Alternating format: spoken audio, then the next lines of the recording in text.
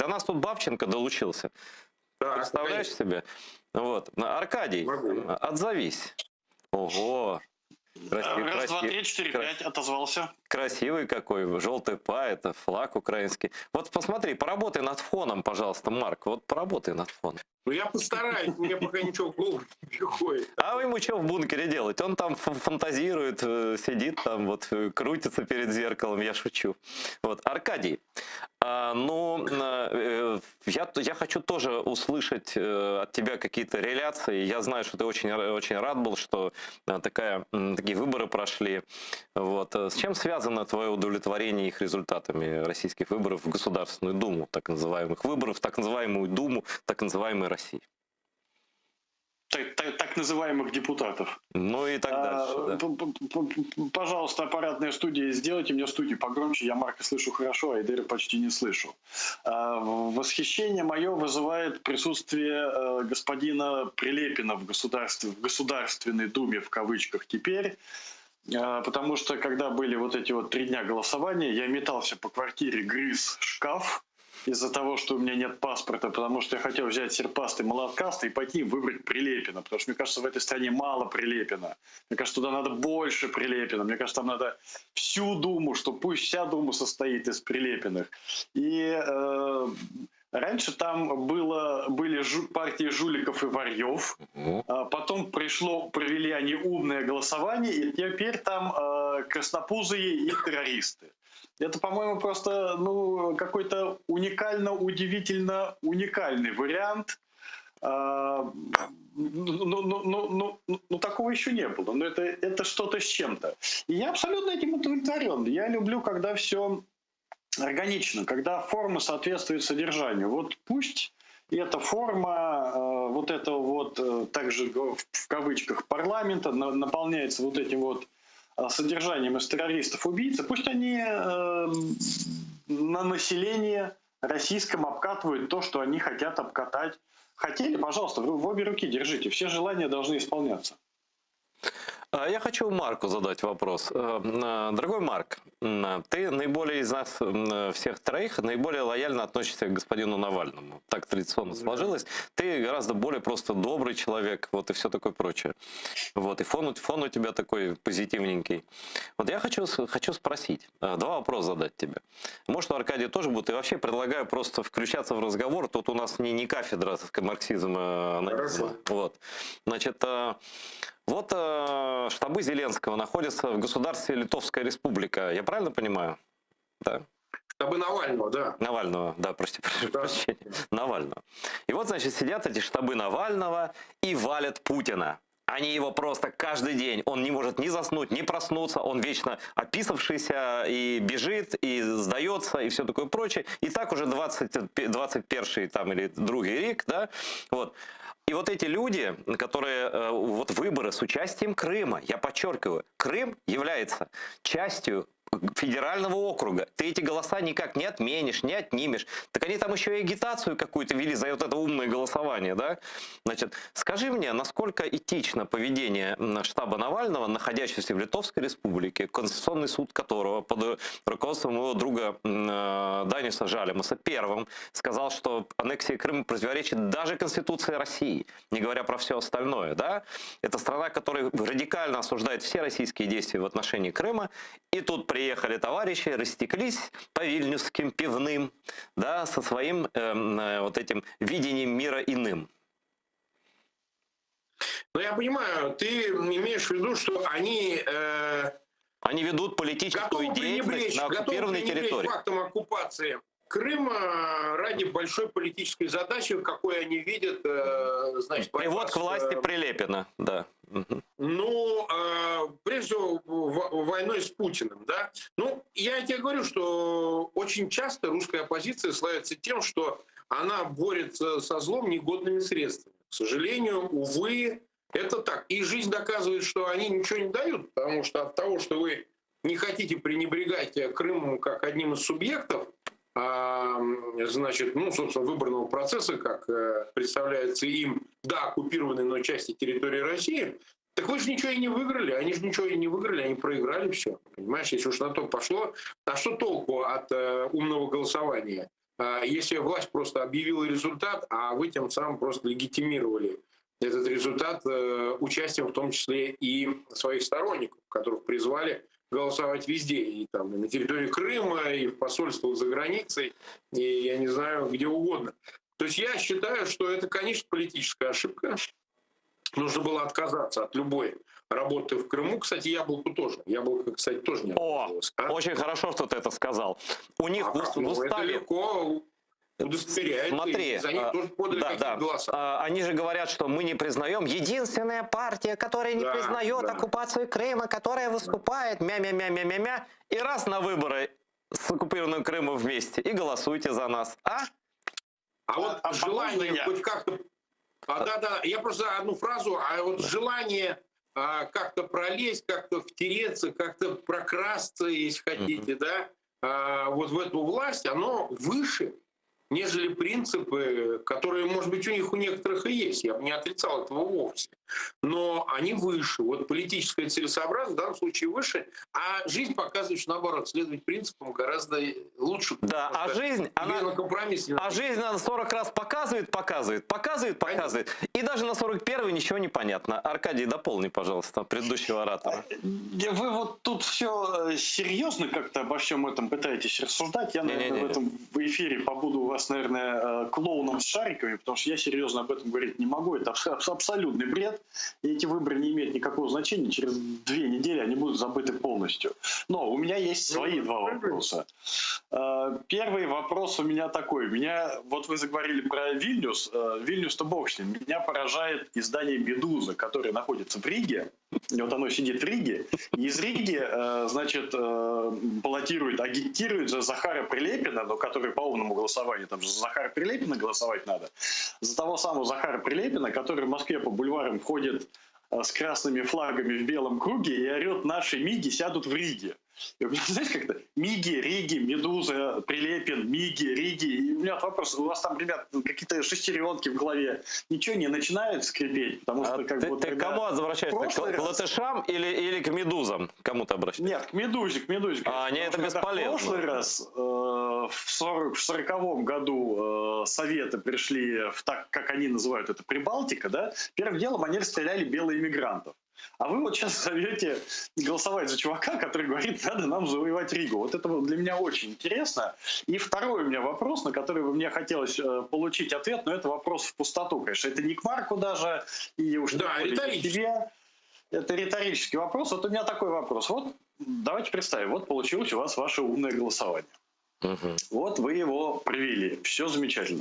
На 100% везде все выиграли, на 100% идеально. И вы получаете Думу, состоящую на 80% из коммунистов и на 20% из прилепинцев. Все по вашему плану. Что дальше? Вот что дальше? Чтобы зачем вот вы хотите это сделать? Чтобы что? Вот у меня такой ответ. Ну, то есть, да, интересно, да, то есть их, вот действительно, любой результат надо рассчитывать на максимум, да, вот максимальный результат — это то, умного голосования вот этого, то, о чем ты сказал. Это приход к власти сталинистов, ушибленных теток вот этих, ветеранов Новороссии, убийц, прилепинцев и прочее, прочее, прочее. То есть, а почему эти вопросы никто им не задает? Почему мир такой, знаешь, как ребенок из детского сада, вот такой хороший дядечка Алеша, давайте там за него, влиятельный человек, в 100 влиятельных людей мира попал Навальный. На что он влияет? На состав баланды в своей тюрьме? На что он влияет? Или он влияет вот на этих полоумных, которые идут выбирать Прилепина, да? Вот какой эффект от этого? Как это можно Западу продать? Что это вообще за разговоры такие? А, Марк? А это вот ровно то же самое, кстати говоря, то, что было в 2011 году, когда Борис Немцов, Михаил Касьянов и Владимир Рыжков до 2011 года даже пытались выводить людей на марши несогласных. Пытались, туда выходило по 300 человек, и вот вывести людей на марш — это было границей планирования, да? А тут бац, 10 декабря 2011 года вышло вдруг 11 тысяч. А что делать, они не знали. Вот они просто не знали, они растерялись. И как бы к Немцову не относиться, я вот к нему отношусь предельно хорошо на самом деле. Но главным режиссером увода людей тогда в болото был, безусловно, он, потому что не знал, что делать. И вот здесь то же самое, граница планирования, да, горизонт планирования. Надо нам выиграть на умном голосовании, привести во власть коммунистов. чтобы что. А дальше горизонт планирования не распространяется, его просто нет. Это действие ради действия, понимая, что результата не будет. А результат взял и получился, друзья мои. Вы вот во власть сейчас привели прилепинцев. А Захара, насколько я помню, мы же с ним выпивали, мы же с ним когда-то товарищами были, приятелями, приятельствовали, да? Вот насколько я помню, он не окончательный кретин, да? Он хотя бы слюна у него здесь еще не течет, по крайней мере, она еще не течет. И он эти 6 лет использует для того, чтобы зацепиться за власть. И он зацепится. Вы приоткрыли калитку уже совершенно окончательному упырям, бегая со своими шариками. И вы сделали из парламента действительно воров, вы сделали теперь парламент террористов, уже официально признанных.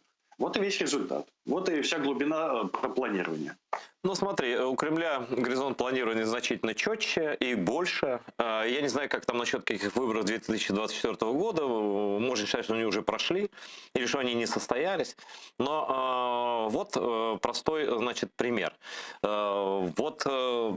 Эта Дума, по сути дела, создана и проголосована, в том числе с фальсификациями, со всеми делами, но в том числе и вот навальнистами, и там либералами, какими-то яблочниками, ровно для того, в ней есть единственная функция. Все остальное, она и так автоматически проголосует, это никого не коснется. И запрет интернета, и что угодно, вообще черта лысого. Но она должна будет проштамповать войну большую, если Путин ее начнет. Да?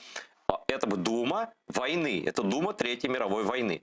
И ее избрали с гиканьем, с этими ёршиками унитазными, там, с шариками, как ты говоришь, и так далее, и так далее. Да? Вот, Марк, как ты думаешь, как должны себе объяснить люди, что они выбирают какую-то, или другим объяснить.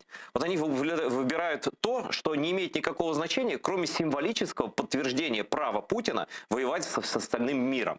Зачем в этом участвовать раз? И потом, действительно ли эта Дума создана именно для того, чтобы этот созыв и проголосует за что-нибудь за следующий этап, скажем, войны, которая уже идет, в принципе? Как думаешь? Ну, справедливости ради надо сказать, что любой состав Думы при Путине проголосует за войну, и для этого не надо его там сильно ужесточать, огрублять по своему составу, да, и что этот созыв, что предыдущий, я, честно говоря, не вижу разницы. Дума не субъект, это не парламент, это даже не хозотдел, подотдел очистки, да, это просто сбор мудаков, которых держат там для того, чтобы они штамповали. У нас телевидение, пожалуйста. Да, не так, как у меня. Разгулялись там, в общем, на ваших суть здесь такая, кстати, это цензурное слово Ишака. Вот. Смысл здесь в том, что их собирают для того, чтобы, лишний раз даже поглумиться. Потому что вот Вассерман в Думе, я думаю, в Украине, знаю. Как Вассерман? Он приблизительно вот так, да. Он якобы из Одессы какой-то... Я из Одессы, здрасте. Да. Да, вот ты понимаешь, ведь они же тоже понимают, что это за чудо вот с этими, с карандашами, с ручками, с какими-то там и так далее. Все же понимают, что это идиот клинический. Что мы будем выбирать выражение? Разве нет? Мы же понимаем, что это психически ненормальный, неуравновешенный человек. Какой парламент? Куда? Зачем? Для чего? Понимаешь? Таких надо в Кащенке держать под 7 замками. Но они согласовали. Он входит в список Собянина. Собянин же, богатый, миллиардер, мэр Москвы, туда-сюда, да. И вот они его согласовали, говорят, да, мы рекомендуем, это знаток, туда-сюда, вот давайте его. Он сейчас сталинист, правда. Вот. Будем голосовать. Поэтому я элемент глума в этом вижу. Когда вот ты задаешь вопрос, зачем такой состав, дураков проще списать, потому что, а что это не ждать? Милонов, кстати, снова прошел. Это сродни тому же персонаж. Поэтому я бы так не цеплился на том, что они могут, что они как-то самостоятельно, что будут требовать от Путина, начнем войну с Украиной, захватим ее, в Ригу сядут наши МИГи, там этот Прилепин и так далее. Я не думаю. Я думаю, что, в принципе, задача стояла чисто арифметическая, чтобы сохранить эти 2/3, и то только ритуально, потому что, на самом деле, оставшиеся 1/3, они точно такие же, как и эти 2/3 из партии власти, из «Единой России». Будут голосовать также и за войну, и за все остальное. Нет здесь у них противоречия вообще никакого. Делят они только деньги, больше ничего. Вот. Но что касается людей, которые за них отдают голоса, какая-то часть отдает полной безнадежности. Я просто могу как-то стратифицировать аудиторию, да, у себя там на канале, в других местах. Я вижу, что люди уже дошли до ручки, страшные антикоммунисты. Вот я антикоммунист по натуре. Я никогда не проголосую за коммунистов, даже если меня будут расстреливать. Поэтому ну, для меня легкий выбор. Мне не надо вот как бы мучиться, я просто антикоммунист. Поэтому такой для меня неприемлемо. А я знаю таковых же, по убеждениям, по взглядам, да, и многие годы, которые пошли, поддавшись на призыв умного голосования, проголосовать за КПРФ. Ну да, мы отворачиваемся, нам неприятно. Но если ты отворачиваешься, тебе неприятно, то не надо этого делать. Зачем же себя насиловать-то? В надежде, что мы вот вдруг каким-то образом переломим ситуацию на выборах и так далее. Ну и что, переломили? То есть эти люди сейчас испытывают разочарование, не вдумываясь так глубоко, о чем спрашиваешь ты, что вы выбрали парламент, который будет голосовать за войну и жизни людей, которые могут быть принесены в жертву, соседние страны и так далее, на вашей совести тоже, поскольку вы пошли эту Думу выбирать, поддавшись вот этому призыву оппозиции. Но я тебе хочу сказать, они сейчас испытывают горечь, разочарование, да, разрушенных надежд, прежде всего от того, что они этого результата не добились, что им не удалось додавить, чтобы как бы в Москве из этих 15 округов 8 заняли представители КПРФ. У них другая рефлексия. Это же чистейший Стругацкий, это же чистейший необитаемый остров. Это вот мир наизнанку, да, вот этот вот Саракш, в котором вывернуто наизнанку вообще все, то есть в том числе и информационное поле, да, сами торсионные поля вывернуты наизнанку, и они наизнанку выворачивают мозговые извилины.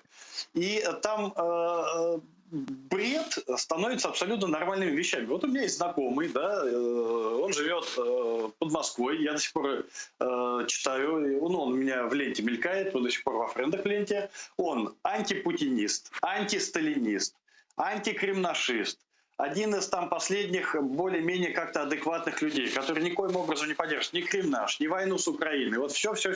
Все нормально, все хорошо. И вчера я у него в ленте читаю: ура! Умное голосование победило, в моем городе победил коммунист.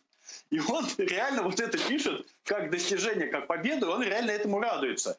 А у меня вот здесь вот, у нас с вами, у всех находящихся вне этого вывернутого наизнанку мочевого информационного пузыря, просто челюсть падает. Потому что, ребят, вы что делаете? Вы понимаете, что это вообще, вы уже бред, это уже не нам надо обсуждать, это надо психиатрам обсуждать.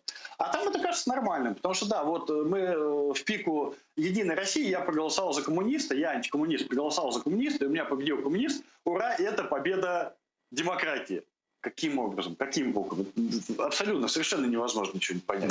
Но я бы вот все-таки немножко возразил все-таки Марку, что и Милонов, и Вассерман просто отлично. Это песня для моих ушей. Милонов, Вассерман и Прилепин, они, конечно, будут орать и про МИГи сядут в Риге, и про все остальное, и убивать там украинцев, и мочи ЛГБТ, все это они будут орать, они именно для этого и нужны, чтобы средний московский буржуа, сидя в Жан-Жаке, читал, ужасался и думал: да бог с ним, ё-моё, Единая Россия как-то все-таки поадекватнее, чем эти. Лучше уж пусть те хотя бы будут.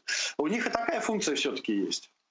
Вот вообще, конечно, я себе представляю этих умных людей, про которых вы рассказываете. И вот сидишь такой, наложил себе дерьма на тарелку, давился, съел, давился, съел, а потом такой сидишь расстроенный и плачешь.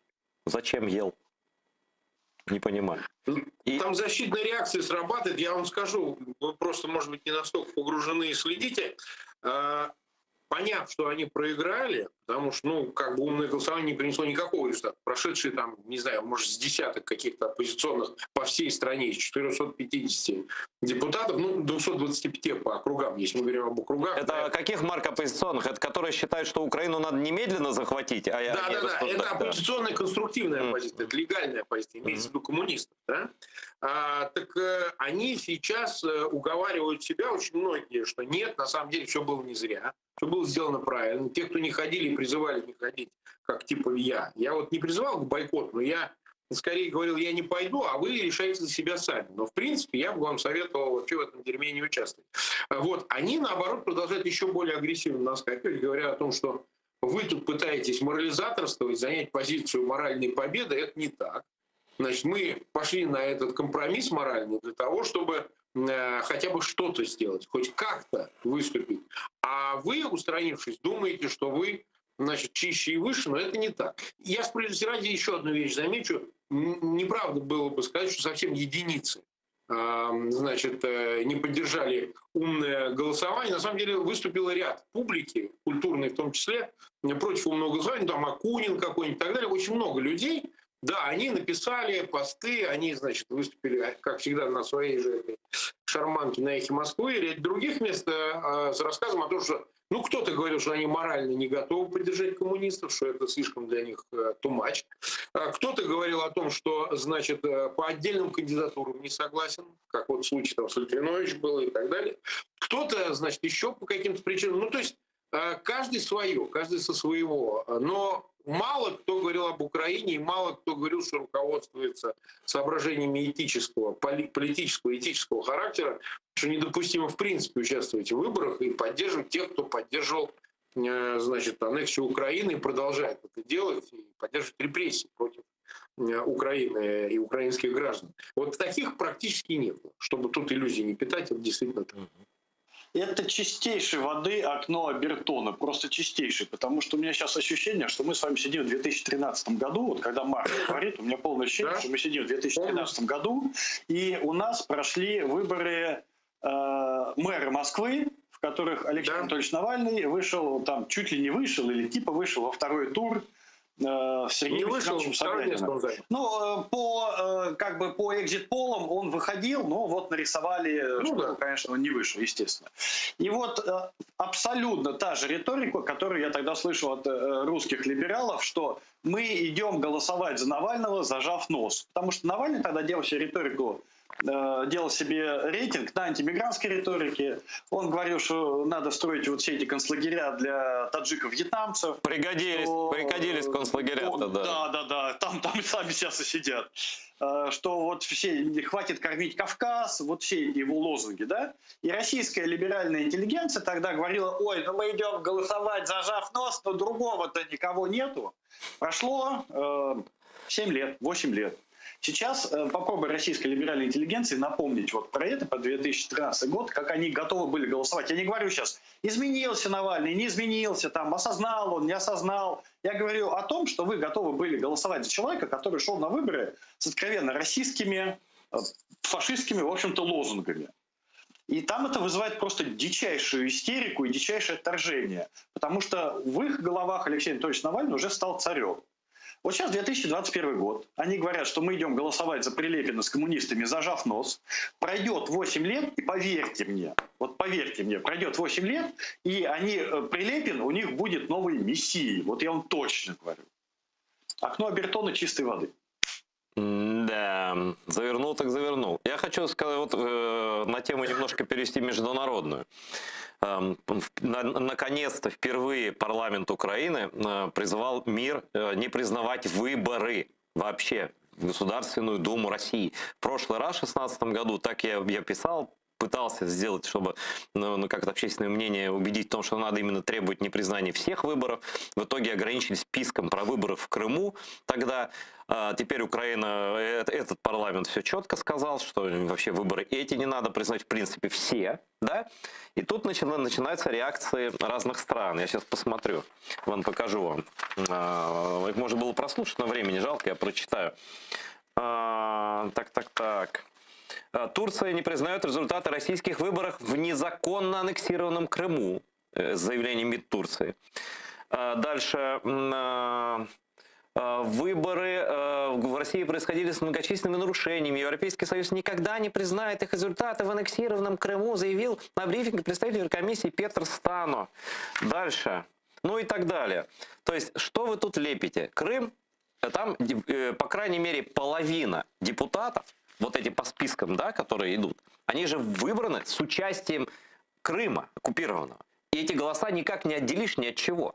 То есть ровно половина априори незаконно выбрана, и плюс еще депутаты по мажоритарным округам от оккупированного Крыма. То есть больше половины этой Рады, с точки зрения всех этой Рады, прости меня, Господи, этой Думы, да, даже с точки зрения формальной, вот то, что участники Крымской платформы сказали, что мы не признаем, а как вы можете признать парламент, больше половины депутатов которого избрано с участием голосов, с участием, ну не с участием, там, с добавлением голосов от оккупированной украинской территории. Как можно, в Крыму мы не признаем, а как, а в России признаете с оккупированным Крымом? Вот как к этому относиться? Ну, я добавлю, значит... Да, давай ты, Аркадий, я после. Не, у меня одна только реплика. Есть отличная формула, которой можно подвести под любой, в общем-то, в принципе, вопрос, который объясняет, в общем-то, все. Запад может, но не будет. Запад может не признавать, но не будет. Отлично пошумит, признает и продолжит работать дальше. Да, Марк, извини, я тебя перебил. Да, я просто первое добавлю, что и вывозимые из Донбасса вновь неофиты, вот эти новые граждане, их там по разным оценкам 630 тысяч паспортов роздано российских, и они тоже участвовали в голосовании, там и дистанционно, и в Ростовской области их возили, но говорят, и в Московской области автобусы возили. Я не знаю точно деталей, но показывали кадры, значит, что они в Ростовской области точно голосовали. И они голосовали, естественно, и по округам за кандидатов, и по партийным спискам. В Крыму ведь тоже, правильно ты говоришь, не только мажоритарная округа, пропорциональная система ровно такая же. Сколько там, 2 миллиона избирателей, я точно вот не смотрел цифры. Они же тоже голосуют за там, Единую Россию, за остальные партии, прошедшие в Государственную Думу. У меня другой вопрос, я по-другому хочу повернуть. Ну хорошо, вы не признаете только в Крыму, потому что территория Крыма оккупирована. Во всей остальной России пока, во всяком случае, они терминально, окончательно не высказались. Там могут еще быть варианты. Посмотрим. Госдеп жестче высказался, но тем не менее. А у меня интересный вопрос. Ну хорошо, даже с учетом Крыма, даже с учетом всех этих доводов. А что вы будете делать с делегацией в Парламентской ассамблее Совета Европы? О, я хотел про это спросить. Прибывшие Да. депутаты. Вы что, считаете, будете там, значит, вычленять сколько чего? Это во-первых. А во-вторых, сам Совет Министров Совета Европы прямо в канун выборов сделал заявление, обратился к московским властям, к Кремлю, что, пожалуйста, выполните решение Европейского суда по правам человека по 39-му правилу в отношении Навального. Угроз жизни и здоровью его должны выпустить. Это решение Россия вот уже полгода не выполняет. Ну, где-то полгода, в начале года приняли. Это решение, когда Навального 17 января, когда он вернулся в Россию, арестовали. Как может находиться страна, единственная за всю историю не исполнившая решение Европейского суда по правам человека по 39-му правилу, ни одна страна не решалась не исполнить такого решения. Бывали проблемы с исполнением решений членов Совета Европы, но только Россия его не исполнит. Как вы можете дальше давать ей возможность находиться в составе Совета Европы в принципе, и в частности делегации в Парламентской ассамблее Совета Европы? Вот это мне непонятно, как они из этого будут выворачиваться. Слушай, а я представил себе состав делегации Российской Федерации. Это Вассерман, вот этот вот, да? Милонов. Милонов, он будет там пожирать радужные флаги. Прилепин. Да, Прилепин, Захарушка, который просто придет, там, я не знаю, с татуировками, сколько он убил людей, там, я не знаю, политрук, там, ему положено как-то людей побуждать к убийствам, да. И вот эта вся гоп-компания, еще муж Скобеева, и вот этот вот... У него кличка Кукольт, это можно говорить? Как? Кличка? Кукольт у него кличка. Что это такое? Тебе лучше не знать. Мы сейчас не будем рассказывать, не надо.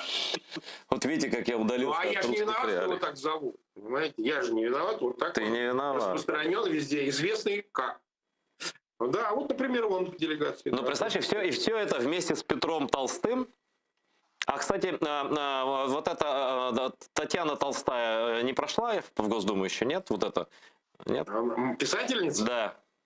Она не баллотировалась. Слава. Хотя надо было баллотироваться, конечно. Ну, Потому у что, нее сын дает всем, как ты знаешь. Да, там вся родня. Но она его оправдывает, да. Чтобы ты понимал, она его оправдывает. Она говорит, что он хороший малый. Что вы все зря на него наскакиваете, он отличный, Артем. Ничего, суд разберется. Да. Ну и что, значит, вот приезжает все это, вот в первую сессию ПАСЕ с участием этих людей, они точно туда именно таких наберут, вот прям точно, 100%. Не исключено. Люди, которые способны помочиться в фонтан Центральной Страсбурга, это будут точно эти люди, да? Я, на самом деле, от этих выборов вижу огромный позитив. Европа должна увидеть это все своими глазами. Ну, я не знаю, ну, если с этим ничего нельзя поделать, будем этим наслаждаться, наверное. Да, им не доходит, потому что туда приезжают относительно более-менее, а тут пусть приедут, вот совсем уже все вот эти вот куколды встанут там на четвереньки, залают и начнут нести полное количество, которое они несут для внутреннего потребления. Потому что не слушает Бабченко с Муждабаевым, пусть увидит все это живьем. Мне хочется посмотреть на это, на все это. Вообще, Это будет интересно. Вообще, кто не слушает Бабченко с Муждабаевым, тот слушает скрип тюремного замка вот, впоследствии.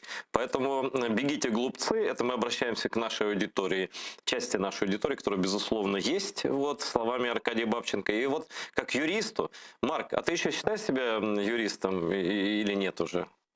Ну, поскольку в России нет ни судов, ни юстиции, нет ничего, это казарма чистая, причем такая густопсовая, то я как бы, в общем, практически думаю, что о праве говорить применительно к России вообще невозможно. Абсолютно согласен. Вот вопрос тебе. Значит, вопрос из Страсбурга, из города Страсбурга. Европейский суд по правам человека сегодня присудил 100 тысяч евро компенсации. Правда, я не знаю, как можно оценить смерть мужа и 100 тысяч евро. Это вопрос к Европейскому суду, как там высчитывается. Может, кто-то евро стоит, там, я не знаю. Вот, но вот Литвиненко, его вдова, которую мы прекрасно знаем, прекрасная женщина, мужественная, да, она судилась и досудилась до компенсации 100 тысяч евро. Но главное, Россию признали виновной в террористической атаке государства Россию, да, вот, и все такое прочее. Ну и что будет, какая будет реакция? Вот давай спрогнозируй нам, пожалуйста. Ну, я думаю, что, скорее всего, ничего не будет. Там несколько вариантов поведения. Москва теоретически самое лучшее, что может сделать, это выполнит материальную часть требований. То есть она эти 100 тысяч заплатит, не обеднеет. Да? Но я бы не исключал, процессуально проигнорировать все эти обвинения, на основании которых она там должна какой-то набор действий совершить, сотрудничать с следствием, выдать лиц обвиняемых, их называли, так сказать, которые участвовали в убийстве Литвиненко, это Луговой, Ковтун, ну и так далее. Но они все же в Госдуме сидят. Что там вообще? Ну, Луговой. Ой, а кстати, а их надо всех собрать и тоже в делегацию. Да? Ну, думаю, он не такой дурак, наверное, не поедет Луговой. А тут можно даже и не прогнозировать. Что прогнозировать? Вон Стамахину присудил ЕС 12 тысяч евро, Россия просто послала, да и все, и ничего не выполнила. Да, вот это, кстати, интересная вещь. Законодательство позволяет не исполнять решение ЕСПЧ. Вы знаете, Конституционный суд может принять к своему рассмотрению. Сейчас пока одно такой официальный кейс состоялся по 2 миллиардам миноритарным акционерам ЮКОСа, которые выиграли суд в ЕСПЧ. Конституционный суд на основании своих полномочий отказал в, значит, ЕСПЧ в реализации этого решения на том основании, что оно противоречит основному закону. Действительно, вот поправка в Конституционном суде, в законодательстве дали такое право. Но вы знаете, по-моему, ситуация дошла до того, что они могут вообще, знаете, как дурака включить и сказать, мы ничего не знаем, ничего не видим. Как же, вот, решение суда, ничего не знаем, идите. Не, ну вообще мы знаем, что основной закон России называется АУЕ, арестантский устав един, вот, наверное, так, да, так по своим понятиям они себя правильно, в принципе, ведут, и я думаю, что, вот фраза сегодня родилась у меня такая дурацкая в YouTube общении с людьми, вот выбрали, значит, эту Думу, которая легко проголосует за мировую войну, за любой геноцид, за депортацию крымских татар. Кстати говоря, люди в Крыму уже имеют свои тревожные чемоданы, даже не думайте, не сомневайтесь, и отношение такое, что все может быть хоть завтра, да, и за все это уже проголосовано авансом, да, то есть все, они пошли, и вот когда это все рухнет, да, весь этот рейх навернется, он навернется, значит, что скажут избиратели, уважаемые представители творческой и иных сортов интеллигенции, вот, что им скажут внуки, спасибо деду-людоеду или что там, вот на что дали лицензию этим людям, да, и я понимаю, что это вопрос риторически никчемный, да, но как вот вы, оба русскоязычные журналисты, там, ну, кто-то вот блогер, там, наверное, вот, да, вот с этой стороны, у меня на зелененьком, я всегда их отличаю, блогеров, вот, что бы вы могли сказать тем оставшимся людям, вот потерянным вот этим, которые как бы чувствуют что-то, знаешь, чувствуют, что есть бутылка водки, но не знаю где, что-то чувствуют, что-то не так, но совсем не так все, но вот не понимаю, есть слова или все слова уже сказаны и в принципе обращаться не к кому? А что мы два террориста можем с тобой сказать? Что угодно практически. Как включенный в список террористов. Я вот боюсь, у меня же тоже ЕСПЧ рассматривает, там ждет мое дело. Если мне через 10 лет присудят там десятку баксов, мне вот жалко сейчас, я сижу, уже локти грызу. А сказать можно все то же самое, осталось только два пути. Либо мимикрировать, внутренняя миграция, закрываться и на кухне анекдоты рассказывать, либо уезжать. Все. Никаких других путей нету. Мимикрировать пока еще ситуация позволяет. Внутренняя миграция пока еще ситуация позволяет. Но когда это окно закроется, я не знаю, понятия не имею. И останется тогда вообще только два варианта. Либо ГУЛАГ, либо бежать, и все. Чем раньше это осознаете, те, кто там остается, вот уже немногие, совсем уже немногие, тем больше лет жизни вы себе спасете. Вот и всех дел. Марк?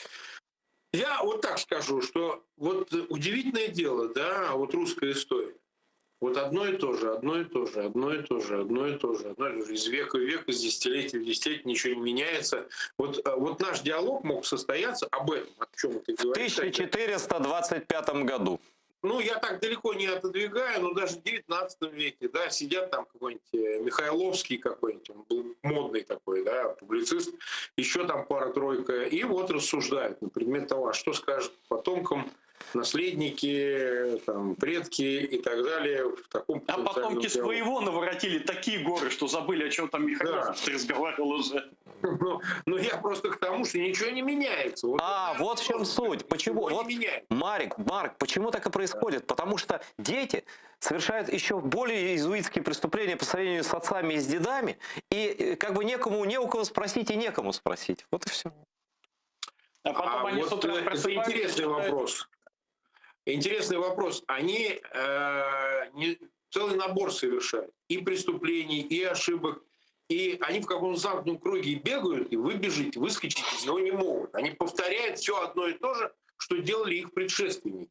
И поэтому ни предшественникам, ни наследникам ответить друг другу нечего. Понимаете, вот представьте себе диалог Навального и Милюкова, а лучше еще какого-нибудь, я не знаю, там, сбежавшего, наконец, Шуйского, да, вот представить, что они будут друг другу А ты говорить. представляешь себе вообще, этот уровень общения, вот это разные какие-то природные просто слои, да, вот ты представляешь вот этот, я не знаю, любого возьми, даже я не знаю, Кропоткина, да, вот Левака, Ну, там, допустим, да, вот он такой едет в поезде и такой: мальчик, водочки принеси, до родину едем мы тут вообще. Это что за эстетика такая? То есть уже просто, знаешь, вот общение, вот российская семья периода поражения Рейха, когда вот уже вот эти окорочка размораживаются на солнышке, да, потому что электричества нет. Значит, вот это то, что очереди за ними, как Аркадий совершенно точно предсказывает, да, и вот сидят они всей семьей, сидят и молчат, потому что понимают, что полностью все в говне. Все поколения. Из матрешки просто. А на утро просыпается и читает твит Ильи Яшина, который пишет: у нас украли выборы. Я сегодня проснулся, прочитал, и опять в голове так заскрипело, думаю, блин, какой год, в какой раз я это читаю? Раз в 20-й, наверное, я это читаю. У нас опять украли выборы. Да ты чё, неужели? Не может быть. Какая неожиданность. Это, знаешь, помнишь, говорит, я иду по парку, и меня снова изнасиловали. И что ты будешь делать? Я завтра снова пойду. Вот он смысл. До чего обмельчало, конечно, вот это русско-интеллектуальный слой.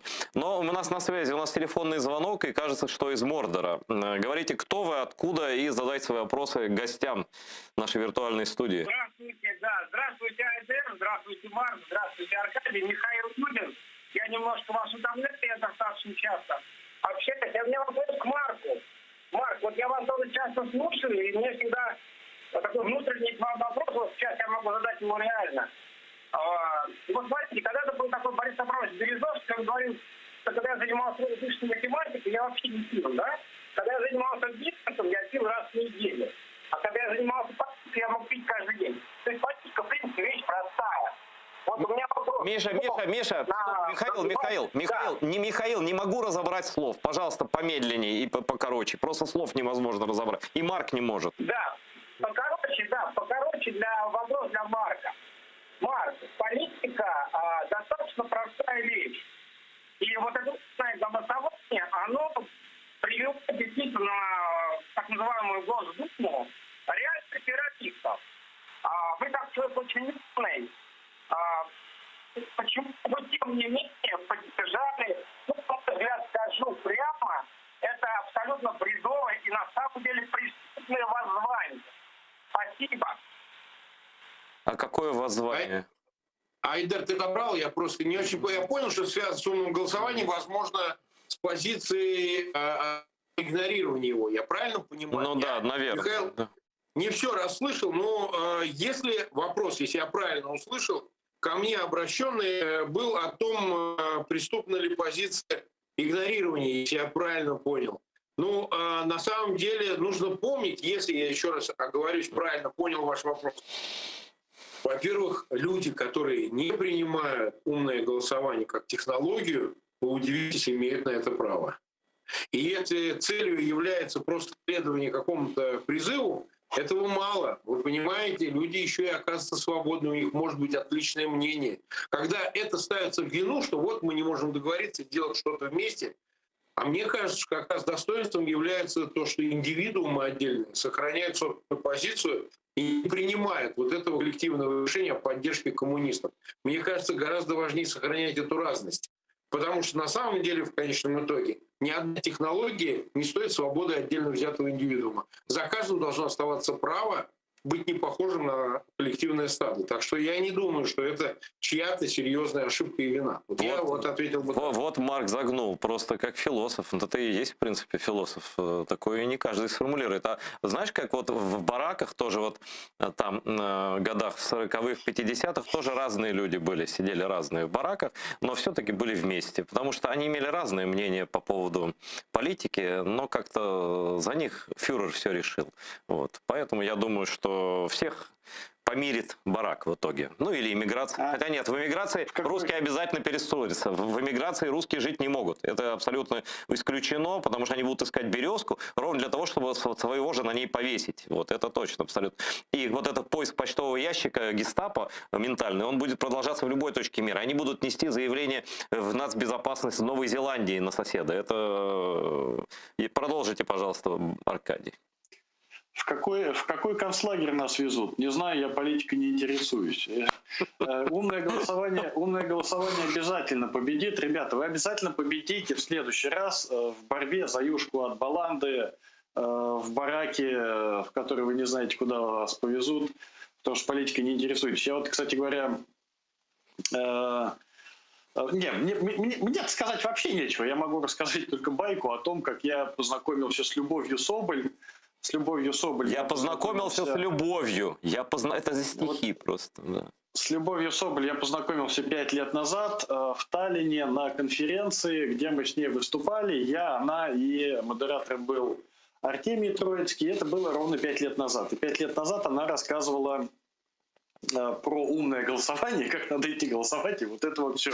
И как мы победим, и как Путин испугался. Прошло 5 лет. Меня еще раз пригласили в Таллин на ту же самую конференцию. И там выступала та же самая Любовь Соболь, которая рассказывала про все то же самое умное голосование, как мы победим. А 5 лет назад я в шутку сказал Любови, ну вот, Любовь, вы знаете, мы не будем с вами спорить, продолжим нашу дискуссию через 5 лет, когда будем оба беженцами в меблированных квартирах в Познане. Проходит 5 лет, мы встречаемся на той же самой конференции, я беженец уже со стажем, 4 года, Любовь вот бежала там 2 недели назад, куда-то там в Турцию бежала, ля-ля тополя. И они встретились 2 одиночества и говорили все то же самое, про все то же самое умное голосование. Ваш дед Ванга, что вас предупреждали. Спасибо, дедушка. И, у нас Марк имеет возможность высказаться. Минуты 3 остается до конца. Давай тоже какую-нибудь жизнеутверждающую историю. А хотя что хочешь.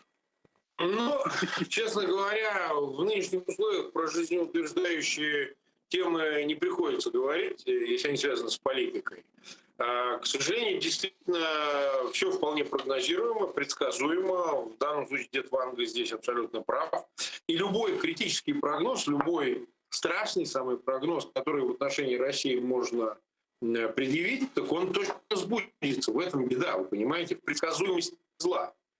И я, честно говоря, считаю, что даже в этом аду, тем не менее, нужно сохранять известное присутствие духа. Даже если вы эмигрировали, то у вас должна быть цель. Ну вот кто-то говорит, как, например, дед Ванга наш, всем известный, что это личное спасение. Оно важнее, чем коллективная идея. Отчасти это тоже верно. Другое дело, что наверное, если бы можно было отсоединиться от всего того, что, как принято говорить, в Мордоре, то это было бы выходом. Но, к сожалению, Мордор и за тобой придет. Вот одного он попытается убить, другого, значит, попытается надавить на родственников, третьего, значит, он отравит новичком, четвертого полонием. Все равно, мне кажется, легко было бы снять с себя миссию того, чтобы что-то изменить в этой стране, но, по-моему, это скорее другая задача. Нужно объединиться с теми, кто на Западе, в других приятных местах готов соединить эти усилия и все-таки задушить Путина и всю его ОПГ. Мне кажется, это гораздо важная задача, и в этом есть доля оптимизма. Ну, подводя итог нашей бессодержательной беседы, потому что действительно говоришь что угодно плохое и все сбудется. Теперь ты, кстати, открыл нашу страшную с Аркадием тайну, твою, наверное, тоже, что на самом деле быть экспертом по России очень плохо. Выбираю очень просто. Выбираешь самый худший вариант и ждешь. Говоришь и ждешь. Все, да? Вот, видимо, наш эфир подходит к концу, поэтому я вас страшно благодарю. Вы очень классные, остроумные ребята. Вот, очень хорошо, что вы не в Мордоре. Вот, и у нас есть шанс в здравом уме и трезвой памяти говорить честные вещи, а на самом деле серьезных вещах. Вот. И до новых встреч в эфире, говорю своим так называемым гостям, хотя на самом деле мы считаем, что они у нас дома на Крымско-татарском телеканале. Вот. И наш дом, настоящий дом крымских татар, Дом правды. Наш телеканал — это Дом правды. Пожалуйста, если вы хотите нам помочь, это сделать нетрудно. Есть подписки на Патреоне. Безопасно абсолютно из любой точки, из Мордора, с оккупированных территорий, откуда угодно. Мы говорим о русском языке, говорим всегда с утра до вечера, мы говорим о репрессиях, мы никого не развлекаем, никого ничем ни к себе не располагаем, мы просто говорим правду. Да, это многим не нравится, но все больше людей в мире понимают, что только правда действенна против русского рейха, который, конечно же, должен быть разрушен. И если вы станете нашими помощниками, нашими соратниками в этой абсолютно